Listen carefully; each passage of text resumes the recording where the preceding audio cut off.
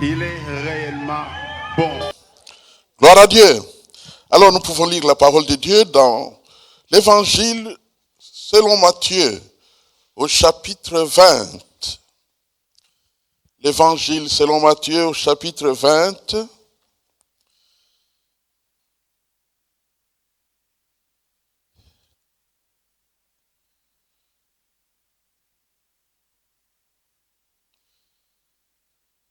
À partir du verset 29, la parole. Lorsqu'ils sortirent de Jéricho, une grande foule suivit Jésus. Et voici deux aveugles, assis au bord du chemin, entendirent que Jésus passait et crièrent « Aie pitié de nous, Seigneur, fils de David !» La foule le reprenait pour le faire taire. Mais ils crièrent plus fort « Aie pitié de nous, Seigneur, fils de David !» Jésus s'arrêta, les appela et dit « Que voulez-vous que je vous fasse ?» Ils lui dirent « Seigneur, que nos yeux s'ouvrent. » Ému de compassion, Jésus toucha leurs yeux et aussitôt ils recouvrèrent la vue et le suivirent. C'est un passage bien connu. Nous en avons étudié il n'y a pas très longtemps une des versions. Ici, on a deux aveugles. Là-bas, c'était un aveugle avec un nom et une famille, un manteau, des détails particuliers sur sa présentation. Mais ici, c'est juste deux aveugles. De ce passage, nous retenons comme sujet la prière donne accès à tout. La prière donne accès à tout. Prions le Seigneur. Père Tout-Puissant, merci de tout cœur pour le temps que nous avons maintenant pour méditer ta parole. C'est une grâce de pouvoir étudier ta parole librement, chanter librement, communier ensemble dans la liberté que donne l'Esprit, s'écouter par des témoignages librement et avec joie dans la communion fraternelle. Bénis donc ce moment, notre Dieu, parle à chacun de nous, visite-nous d'une manière nouvelle dans un passage connu, que par ton esprit tu nous parles, fais-le au nom de Jésus. Amen.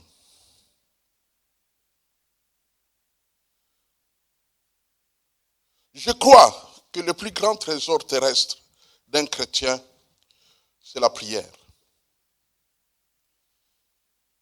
C'est la prière parce que je ne me souviens pas à quel moment nous ne pouvons plus prier. Au fait, c'est un trésor disponible en tout temps. La prière. Nous pouvons prier. Nous sommes malades, nous pouvons prier. Nous sommes en prison, nous pouvons prier. Nous sommes rejetés, nous pouvons prier. Quelles que soient les circonstances, la prière, nous pouvons prier. Et il y a des expressions bibliques pour encourager ce fait que c'est un grand trésor. Comme par exemple, prier sans cesse. On ne nous dira jamais manger sans cesse. Mais prier sans cesse. Ou encore, veiller et prier. On aurait pu dormir, mais veiller et prier. Ou encore, prier afin que vous ne tombiez pas en tentation.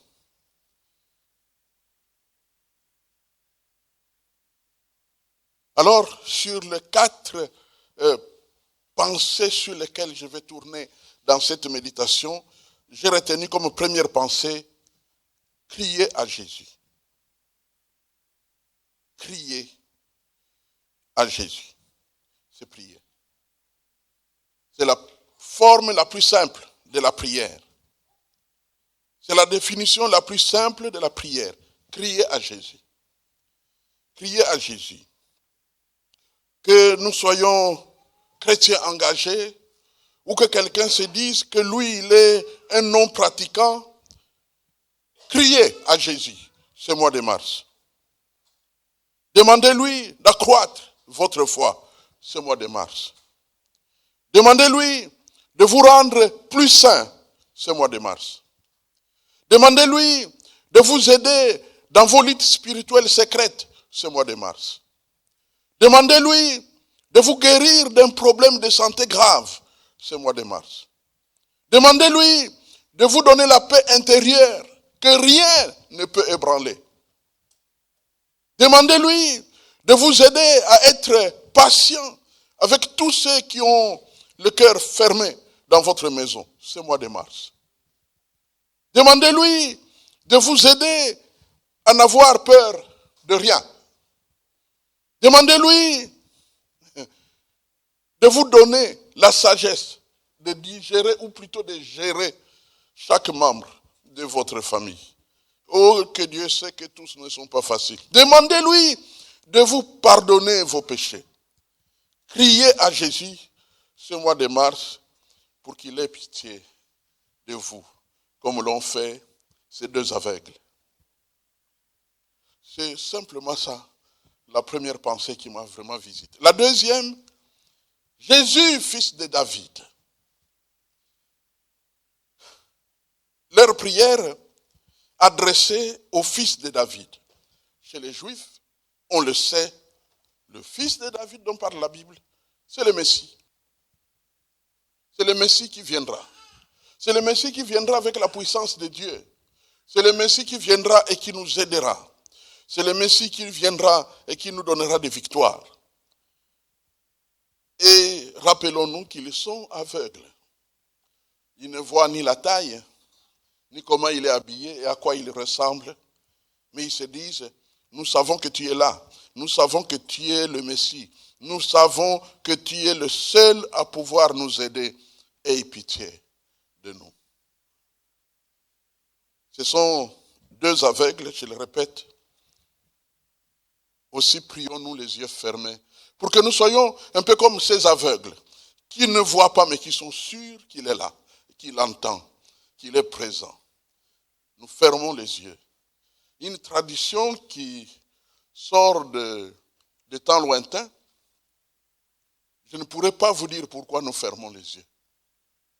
Mais je pense qu'ici nous trouvons un modèle forcé. Parce qu'eux ne peuvent pas les ouvrir. Mais ils peuvent prier. Ils peuvent crier. Alors fermons-les et crions à Jésus. Il nous entendra. Et la troisième pensée, sur les quatre, auxquelles je vais aller assez vite, Jésus aura toujours du temps pour nous. Amen. Il aura toujours du temps pour nous. La Bible dit que Jésus s'arrêta. Il n'a pas adopté la même attitude que la foule. La foule qui les a fait taire. Lui, il s'est arrêté pour s'occuper d'eux. La foule, au fait, est sans compassion. C'est comme ça la foule. Elle est sans pitié. Donc partout où nous rencontrerons la foule dans un stade, la foule partout, hein, ceux qui ont la liberté de dire ce qu'ils veulent sans être inquiétés par personne. Hein, comme par exemple dans les réseaux sociaux. Il peut dire ce qu'il veut et puis il se cache. Quand il cherche son nom, les chats. Et ainsi de suite. La foule. La foule, sont une bande d'irresponsables. Ils ne prennent aucune responsabilité. Ils ne se posent pas de questions qu'on se pose normalement. Comme, est-ce que c'est la vérité? Non. La foule ne se pose pas ce genre de questions. La foule fonctionne de cette manière-là. La foule ne croit pas que la condition de ces aveugles peut changer. La foule ne croit pas. Et il me semble même que c'est la raison pour laquelle on leur demande de se taire. Taisez-vous, car il n'y a pas de solution pour vous. Ça ne sert à rien de déranger. Ce n'est pas tant du fait qu'il dérange la foule. La foule, on ne la dérange pas. La foule dérange. La foule parle. Tout le monde parle dans une foule. Donc ça ne sert à rien de dire à quelqu'un, tais-toi. Parce que s'ils étaient dans une salle, en train de méditer, on comprendrait qu'ils pouvaient déranger. Mais c'est la foule. La foule qui est en plus, telle que nous comprenons bien, à la rue. Donc quand vous avez une foule, imaginez une marche de soutien ou une marche de protestation syndicale, et imaginez-vous vous retrouvez là-dedans comme le frère Chango. Et alors, quand vous êtes dans une telle foule, et quelqu'un vous dit taisez-vous, ça n'a aucun sens. Ça n'a aucun sens de vous demander de vous taire là où tout le monde crie, là où tout le monde parle, là où tout le monde est libre de dire ce qu'il veut. Il y a du bruit partout, mais on vous demande de vous taire. Ça n'a pas de sens. C'est un peu comme ce qui s'est passé les jours où une femme a touché la robe de Jésus. Et puis Jésus dit, qui m'a touché? Les apôtres ont réagi. Ils ont dit, mais Seigneur, tout le monde te touche ici. On se bouscule. Donc, c'est normal qu'on te touche. Non, il y a quelqu'un qui m'a touché. Eh bien, la foule, elle est comme ça. Elle est incrédule. Et plus tard, d'ailleurs, la même foule qui maintenant demande aux gens de se taire va se retourner contre Jésus, vous le savez. Crucifiez-le. Pourquoi? Parce que sa popularité est terminée. Comme sa popularité est finie, on n'en a plus besoin. La foule est comme ça. La foule utilise les gens comme des jouets. Comme, je ne sais pas, il y a des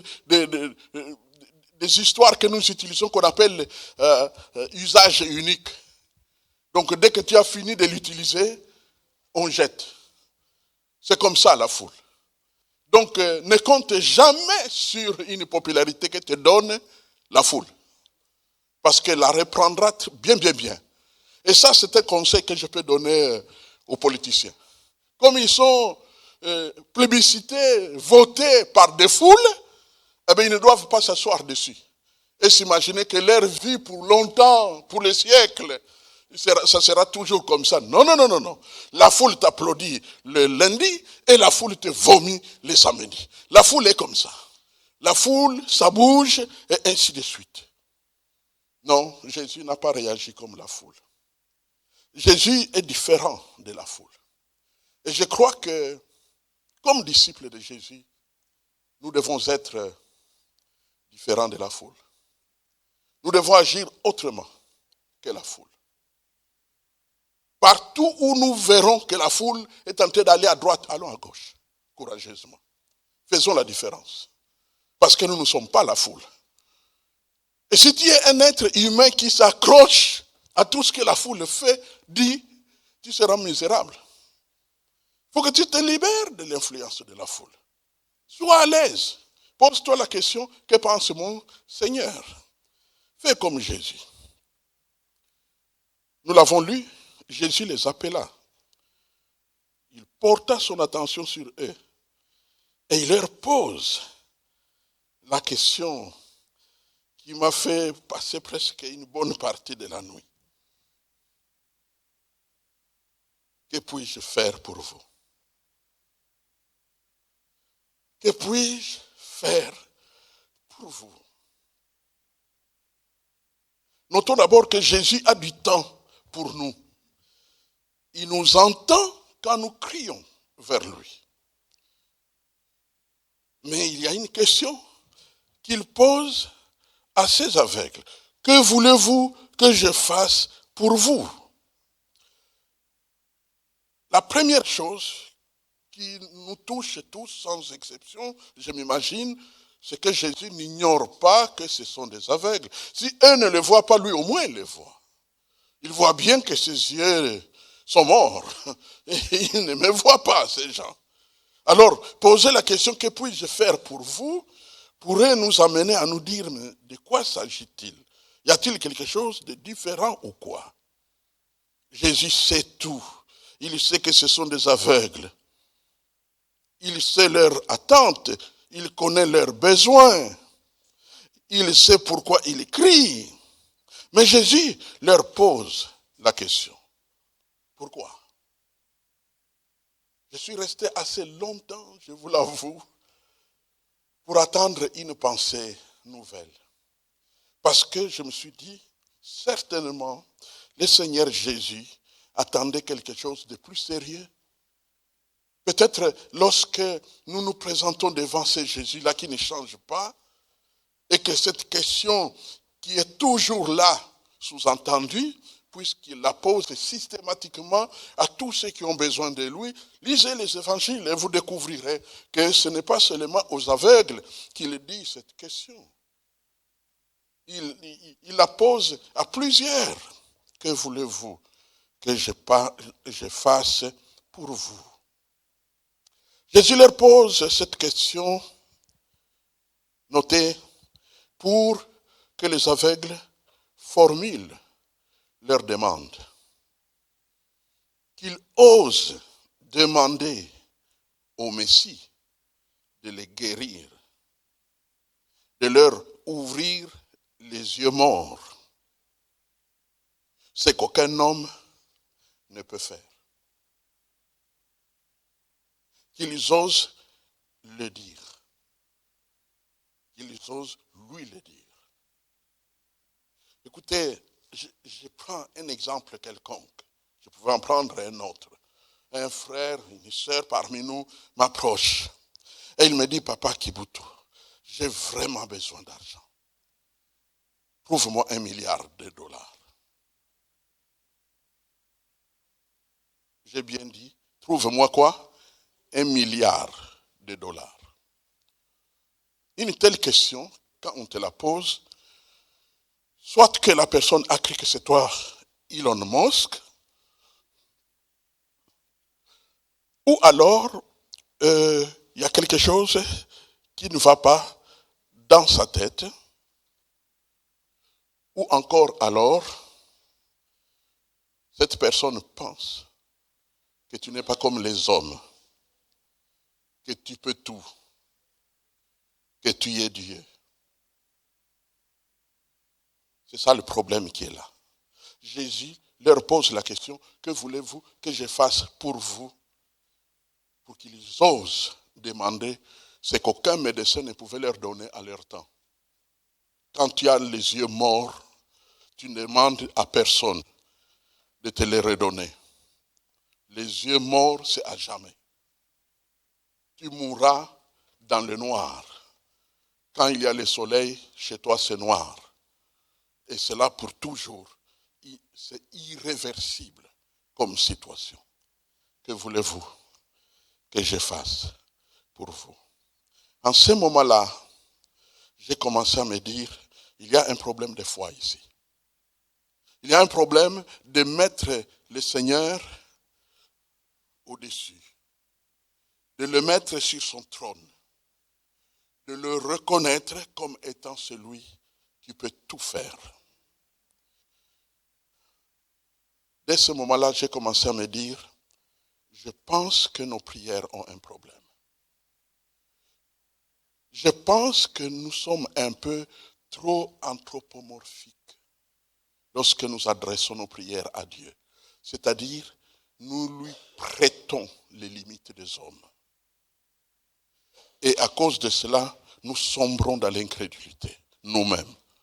Au fait, il y a comme une sorte de comparaison entre Dieu à qui nous nous adressons et nos limites à nous. Ne donnons pas à Dieu nos limites. C'est coupable. Dieu est Dieu.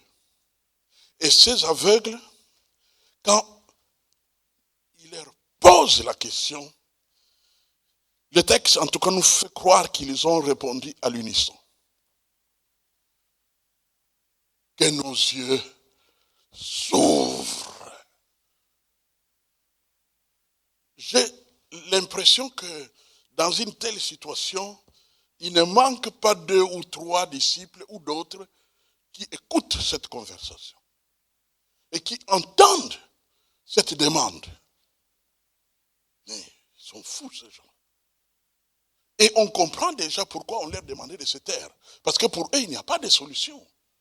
N'exposez pas Jésus à un échec sûr. N'exposez pas. Taisez-vous. Vous risquez de lui demander ce qu'il ne peut pas vous donner. Et vous allez exposer ses limites.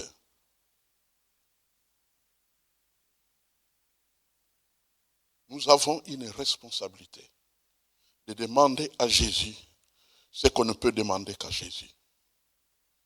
Demander à Jésus ce qu'on ne peut demander qu'à Dieu. Demander à Jésus parce qu'il est Dieu.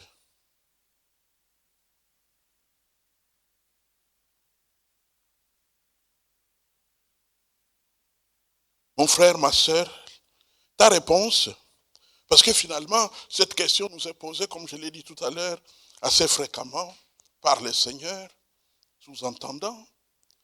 Notre réponse à cette question nous fait basculer à l'invocation de Dieu, à une véritable louange, à une véritable adoration. Cette réponse, Seigneur, guéris-moi. Seigneur, délivre-moi. Seigneur, purifie mon cœur. Seigneur, ouvre la porte. Elle est fermée. Et tout le monde sait qu'elle est fermée et qu'on ne doit plus rien faire. C'est trop tard. Seigneur, ouvre cette porte fermée. C'est ça notre témoignage sur la terre.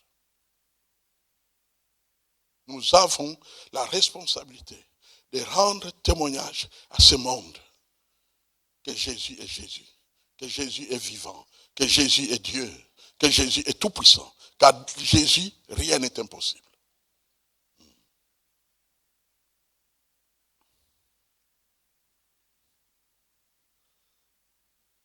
En demandant la guérison de leurs yeux, en demandant la rouverture de leurs yeux, ils ont démontré par leur foi qu'ils avaient Dieu devant eux.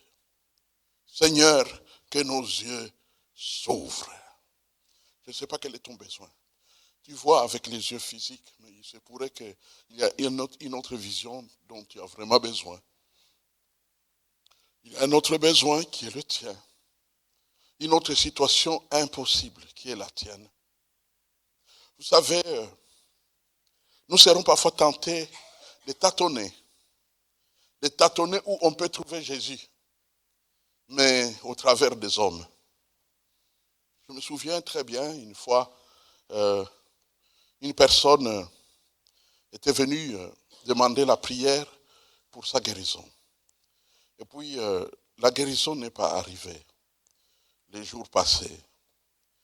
Et puis, plus tard, j'apprenais que la même personne se trouvait dans un autre ministère, dans une autre église, pour aller demander la guérison. Sous-entendant, j'étais chez Kibutu, ça n'a pas marché. Alors, maintenant, je vais aller chez Albert. Quand il aura fini chez Albert, probablement, sans solution, il ira trouver Jean. Non, c'est Jésus. Amen. C'est à Jésus. Et c'est ouvert pour nous tous. C'est disponible pour nous tous. Amen. Oh oui, c'est disponible pour nous tous. Il s'adressait à quelqu'un qui ne voyait pas, puisqu'ils étaient aveugles. Il s'adressait à quelqu'un qui ne voyait pas, mais dont ils ont entendu parler. Mes frères et sœurs, nous ne sommes pas moins avantageux que les disciples qui ont marché et mangé, voire dormi avec le Seigneur Jésus. Nous ne sommes pas moins avantageux. Car s'il est vrai que nous ne le voyons pas avec nos yeux, il est là. Tout parle de lui. La parole parle de lui. Les événements parlent de lui. Tout parle de lui. Donc nous avons toute la liberté. Non, la prière c'est un trésor qui fonctionne en tout temps. C'est disponible en tout temps. Et nous pouvons prier en tout temps. Comme nous l'avons vu le vendredi à notre culte de prière, c'est son nom. Ne cherchons pas nos propres solutions quand le problème nous arrive. Prions. Amen. Prions. Souvent, notre souffrance est liée au manque de prière, ou plutôt est liée à notre désir de nous débrouiller.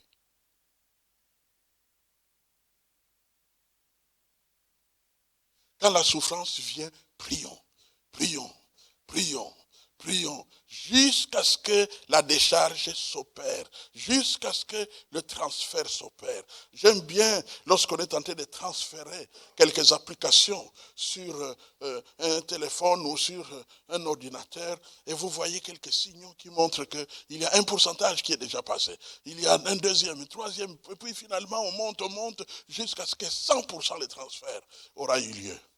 Nous pouvons transférer tous nos fardeaux, tous nos aveuglements, tous nos yeux morts à Jésus au fur et à mesure.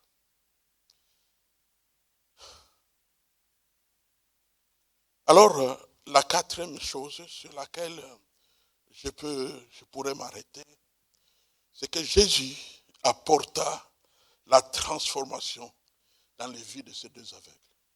Jésus apporta en quelques temps, en quelques minutes, il apporta une transformation à vie à ces deux hommes, tout simplement parce qu'ils ont prié. Ils ont prié et Jésus change leur temps et leurs circonstances. Amen.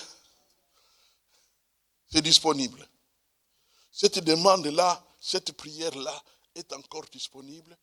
Il me semble que c'est le plus grand trésor de l'homme, la femme que nous sommes sur la terre, nous qui croyons en Jésus-Christ. C'est notre plus grand trésor. Pour rien nous lâchons-nous. Pour rien nous disons-nous, on trouvera le temps de prier. Pour rien nous fatiguons-nous de vouloir prier. Souvent, le diable, quand des circonstances nous arrivent, ça l'intéresse. Les mauvaises circonstances. Ça l'intéresse pourquoi? Parce qu'il va venir nous empêcher de prier. De peur que notre situation change. Il va venir, il est là. Quand nous passons par des temps les plus difficiles possibles, le diable s'approche pour empêcher de prier. Pour empêcher de prier.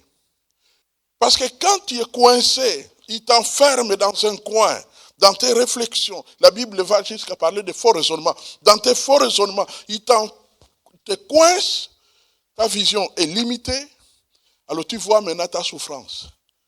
Tu vois ta souffrance. Tu manges ta souffrance. Tu consommes ta souffrance. Tu subis ta souffrance. Tu laisses ta souffrance t'écraser. C'est ce que le diable fera. En tout cas, si moi j'étais diable, je ferais ça. Parce que je sais que si je t'empêche de prier, il n'y a personne qui va intervenir.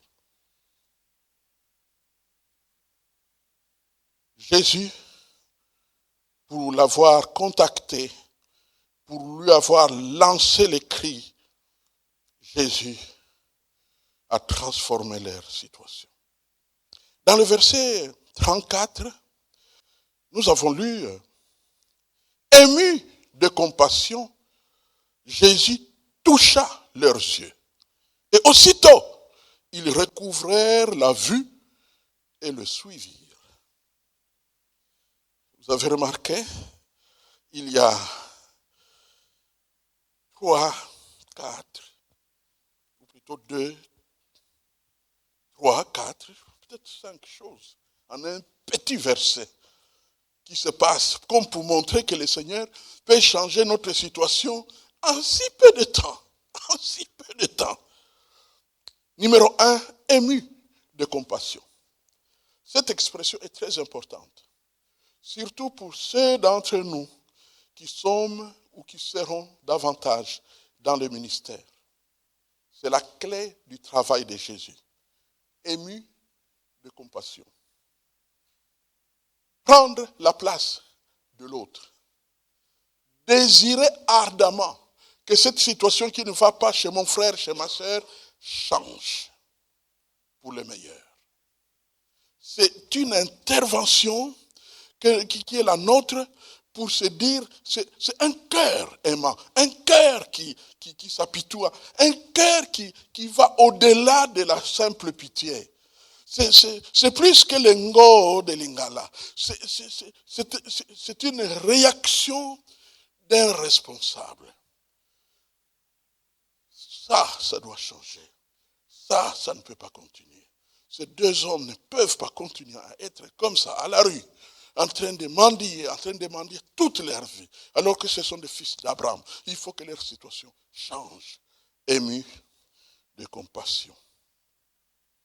Ému de compassion. C'est par là que tout ministère de prière, tout ministère d'autorité spirituelle commence. C'est de se soucier vraiment de la situation de celui qui est dans le besoin. Ah non, ne te soucie pas du succès de ton ministère. Ne te soucie pas, si ça ne marche pas, qu'est-ce que les gens vont dire de moi? Non. Le besoin n'est pas chez toi. Le besoin est chez ton frère et chez ta sœur. Sa situation est chaotique. Et toi, porte l'attention sur ses besoins pour que tu entres en prière, ensemble, en équipe, avec eux, pour que les sauveurs interviennent dans leur situation. Toi, tu n'es pas concerné. Ému de compassion.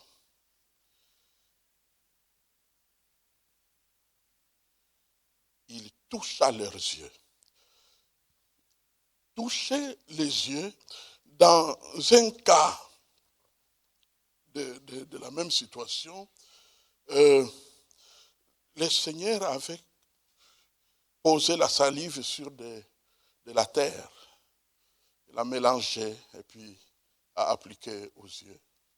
Et il a demandé à l'aveugle d'aller se laver dans la rivière. Quand l'aveugle s'est lavé, et Jésus lui pose la question, vraisemblablement, il l'a donc accompagné là-bas à la rivière. Tu as lavé, oui, et regarde un peu. Il regarde, il dit, oh, je vois les hommes qui marchent comme des arbres. Ok.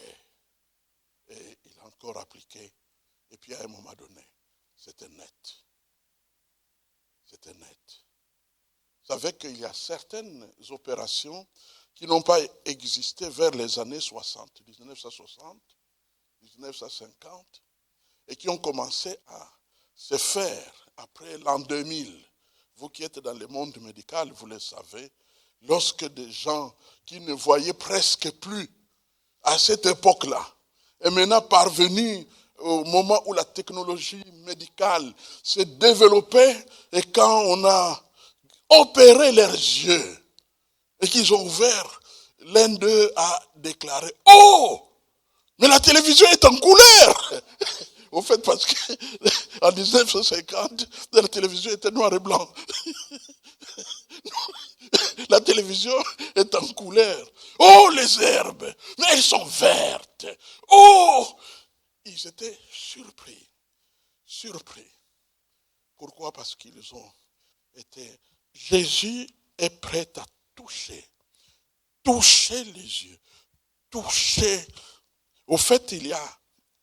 Pour moi, quand je vois ça, j'ai l'impression que cette expression d'ému de compassion que nous avons commentée tout à l'heure était tellement en train de fonctionner que le Seigneur a fondu sur les yeux de ces hommes pour les régler, pour les ouvrir. Vous devez revoir. Vous allez revoir, je vous le dis en vérité, vous allez revoir aujourd'hui même. Il a nettoyé les yeux. Vous voyez? Et notre Seigneur ne change pas. Il est en 2025, au mois de mars, en action. Je ne te délaisserai point, je ne t'abandonnerai point, je serai là, dans ta situation, dans ton époque, pour intervenir chaque fois que tu seras dans le besoin. Ils étaient aveugles et maintenant, ils voyaient. Et la dernière ligne, ils les suivirent. Ils les suivirent. Ça, c'est l'expression chez plusieurs. Sauf quand le Seigneur dit, non, pour ton cas, reste chez tes gens et dis-leur ce que Dieu a fait pour toi. Et je ne veux pas m'arrêter là, mais sinon dans la plupart des cas, ceux qui sont guéris, ceux qui sont délivrés, se mettent à suivre Jésus sur la route. Suivre Jésus sur la route. Le Seigneur n'est pas en train de distribuer des miracles pour que les gens aillent fêter dans la mondanité. Le Seigneur est en train d'accomplir de grandes choses dans nos vies pour que nous puissions les suivre. Il est un pêcheur d'âmes et il forme des pêcheurs d'âmes. Il gagne les hommes, il gagne les femmes à son Père. La Bible dit qu'il a créé, il est venu créer ou organiser pour son Père un royaume de sacrificateurs. Et les sacrificateurs suivent Jésus. Les disciples suivent Jésus. Ils les suivent tous les jours. Et suivre Jésus se manifeste par des faits clairs, comme par exemple continuer à prier, comme par exemple fréquenter l'assemblée du Seigneur, comme par exemple faire quelque chose pour Dieu, quelque chose. Donc on fait quelque chose, on sent que maintenant je dois faire quelque chose. Désormais, je veux faire quelque chose par reconnaissance à celui qui s'est occupé d'eux. Ils les suivirent. C'est toute une révélation. Ils les suivirent. Je te suivrai partout pendant toute ma vie, eu égard à ce que tu as fait pour moi. Voilà tout ce que peut faire la prière. Tout est parti d'une prière. Vous savez, dans beaucoup de textes bibliques, l'attention est focalisée sur le Seigneur, et avec raison. Mais dans ce passage, c'est le cri qui a tout déclenché. Au fait, la puissance de Jésus, il la subordonne volontairement à nos cris, à nos prières. Je comprends pourquoi Torrey, un des grands revivalistes, théologiens des temps passés, a dit « Dieu ne fera rien sans nos prières ». Dieu ne fera rien. Il est tout puissant et il reste tout puissant, mais il ne fera rien sans nos prières. Bien-aimés, vous savez, nous tous, nous vivons la liberté. Nous avons été appelés à la liberté. Et la liberté, c'est une belle chose. Mais n'oublions pas de faire fonctionner notre plus grand trésor terrestre, la prière. Parce que la prière change les temps et les circonstances. La prière ouvre les portes fermées. La prière brise la puissance de Satan. La prière sauve les âmes. La prière change les vies. La prière nous fait trouver ce que nous ne pouvons pas trouver par nous-mêmes. La prière fait taire l'ennemi. La prière ligote les démons et les chasse dans les lieux déserts. La prière est suffisante. La prière fait descendre Dieu. La prière bouge Dieu de son trône. Je comprends pourquoi le Seigneur retournait au ciel. Au lieu de faire la ronde des cieux pour voir et gouverner les anges, il s'est assis à la droite du Père pour prier. La prière, c'est notre plus grand trésor. Rentrons dans la prière. Alors Jésus fera de grandes choses. Amen. Prions le Seigneur. Parlons à notre Dieu, disons-lui que nous crierons. Disons-lui que désormais nous allons lui parler. Disons-lui que quand nous commencerons notre journée, c'est à lui que nous parlerons. Et quand nous la terminerons avant de dormir, c'est aussi à lui que nous parlerons. Nous continuerons à lui adresser quelques mots, quelques coucous au fur et à mesure que les jours passent. Nous n'attendrons pas que nous ayons des problèmes graves avant de lui adresser nos prières. Les prières seront notre affaire de tous les jours, notre style de vie. Père, merci pour ta parole que tu nous envoies dans nos cœurs pour produire des effets dont parle ta parole, pour provoquer des actions, provoquer des miracles, te provoquer pour que tu fasses ce que personne d'autre ne peut faire, pour que tu sois Dieu. Seigneur, merci pour la prière que tu nous as donnée en disant, notre Père qui es aux cieux, tu as inauguré la prière des hommes, tu as inauguré la prière terrestre. Et maintenant que nous avons la prière, cette arme irrésistible, ô Dieu vivant, accorde-nous la grâce d'être des hommes et des femmes qui ont le réflexe de t'adresser des cris. Oui, Seigneur notre Dieu, nous refusons de reculer par rapport à la prière. Nous voulons être une assemblée qui prie. Nous voulons être des hommes et des femmes à domicile qui prient, dans les toilettes qui prient, partout où nous nous trouvons. Nous voulons être ces hommes et ces femmes qui ont l'œil tourné vers toi pour t'adresser des prières. Nous refusons de dépendre de notre chair. Elle est faible. La chair ne sert de rien. C'est l'esprit qui vivifie. Et l'esprit, on collabore avec lui par la prière. Père, merci pour la prière que tu donnes à chacun de nous comme un outil, comme un trésor, comme un moyen de travail, comme un mode de vie pour jamais, aussi longtemps que nous serons sur la terre. Et qui sait, même quand nous serons là-haut, comme le Seigneur Jésus. Amen.